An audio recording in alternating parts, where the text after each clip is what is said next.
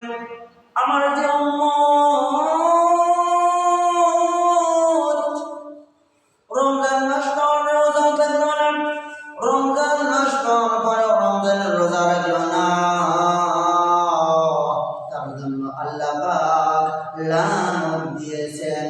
অর্থাৎ আমি যখন মসজিদে নববীতে আমি মিম্বারের উপর দাঁড়াই, তখন জিবরাইল আমিন আমাকে বলল, হে রাসূলুল্লাহ, ইয়া হাবিবাল্লাহ, আল্লাহ পাক রব্বুল আলামিন বলেন রমজান মাস পাওয়ার পর যে ব্যক্তি রোজা রাখলো না, ওই ব্যক্তি ধ্বংসরাতে হয়। আল্লাহ পাক এই কথা লানত দিয়েছেন।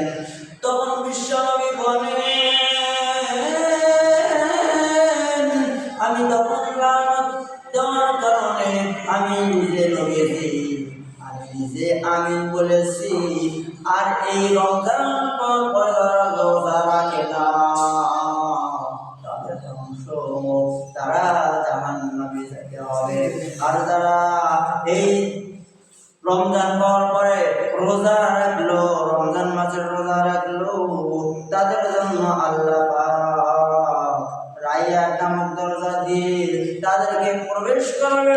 আর যারা রোজা রাখলো না, তারা জাহান্নামের ভেতরে যাবে। কারণ কেননা এটা শুধুমাত্র কেবলমাত্র আল্লাহ পাক রব্বুল আলামিনকে ভয় করার একটি পরীক্ষা। যারা রোজা রাখে তারা আল্লাহকে ভয় করে, আর যারা দিনের বেলা খানা খায় তারা আল্লাহকে ভয় করে না।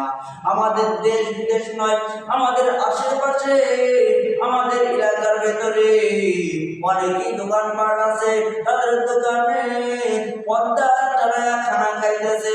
অর্থাৎ সে বাড়িতেও খায় না, কিন্তু পর্দা দিয়ে ওই টয়লের ভেতরে খানা খায়।